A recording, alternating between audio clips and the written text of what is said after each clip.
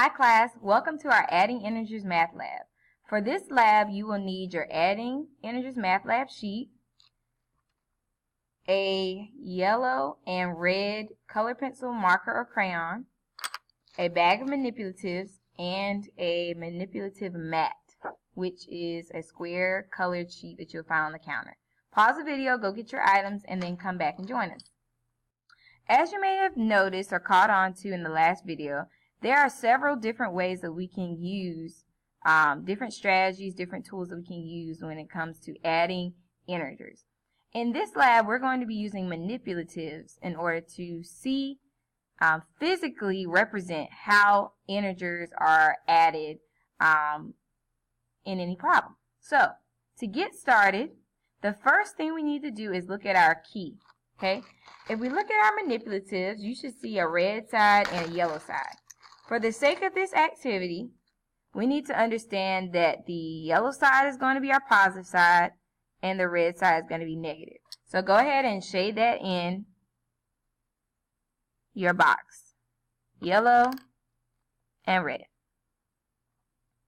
Okay? Please keep in mind wherever we see positive, that's going to be yellow. And whenever we see negative, that's going to be red. Okay? Now, let's move on to our steps for adding integers. Step 1, draw a picture. Step 2, cancel out any zero pairs. A zero pair is when you have one positive and one negative.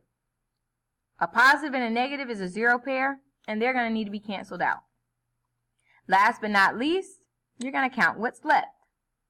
Now, let's do 3 problems together. Okay? Before we do that, though, there is one little note I want you to make on the side. When you're solving integer problems, I want you to think of this symbol as a negative. Don't think of it as subtraction. Think of it as a negative, and we'll see that come into play more and more as we go through these problems. Okay? So what we're going to do is we're going to follow our steps, and then we're going to mimic the same steps using our manipulatives. So, the first problem we have is 1 plus 3. Remember, it's understood that if a number does not have a sign in front of it, it is positive. So, the first thing we're going to do is we're going to draw the picture. So, the first number we have is 1. So, we have 1 positive plus 3. 1, 2, 3. Okay? So, we've drawn our picture. We have 1 plus 3. Next, we're going to cancel out any zero pairs. But remember, a zero pair is when you have a positive and a negative together. Do we have any negatives here? No, we don't. So now we're going to count what's left. 1, 2, 3, 4 positives are left. So our answer is going to be positive 4. Now, I'm going to demonstrate this same problem using our manipulatives. So, if we set out our manipulatives, we have 1 plus positive 3. Okay? There are no zero pairs because they're all yellow. They're all positive. So, last but not least, we count what's left. 1, 2, 3, 4. It checks out. Our answer is 4. Okay? Now, let's move to our second problem.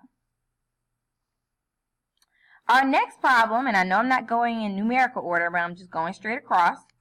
Our next problem is 6 plus negative 2. Okay? So the first thing I'm going to do is draw a picture.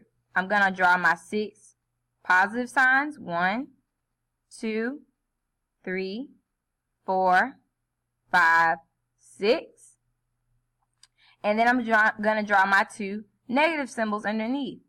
1, 2. Okay, now I've done my first picture. I've done my first step, which is to draw a picture. The second thing I'm going to do is cancel out the zero pairs. Do I have any zero pairs? Remember, a zero pair is when you have a set of a positive and a negative. I do see some zero pairs. I have this zero pair, and I have this zero pair.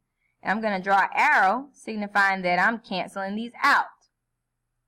Last but not least, once I've got rid of my 0 pairs, I can count what's left. 1, 2, 3, 4 positives are left, so my answer is going to be positive 4. To demonstrate this using my manipulatives, I'm going to do the same thing. Positive 6, so we have 1, 2, 3, 4, 5, 6, okay? Positive 6 plus negative 2, 1, 2. Do I have any 0 pairs? Yep.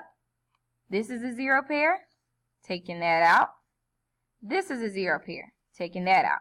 What do I have left? 4 positives, so my answer is positive 4. Last but not least, let's do our next problem. We have negative 3 plus negative 4. So I'm going to start by drawing my picture. My 3 negatives plus negative 4. 1, 2, 3, 4. Okay. Second step says cancel out any 0 pairs. Do I have a pair of a positive and a negative number in this? No, I do not. It's all negative. So I'm going to count what's left. 1, 2, 3, 4, 5, 6, 7 negatives. So my answer is going to be negative 7. Okay? If I want to demonstrate that using my manipulative sheet, I would do it like this. Negative 3 plus negative 4. 1, 2, 3, 4. I don't have any 0 pairs. Everything is red. Everything is negative. So I'm going to count what's left. I know that what's left is 7. They're all negative, so my answer is going to be negative 7. All right? What I want you to do is go ahead with a partner. I want you to follow the steps, show your work here, get your answer, and then recreate your problem using the manipulatives like I've shown you before. Okay?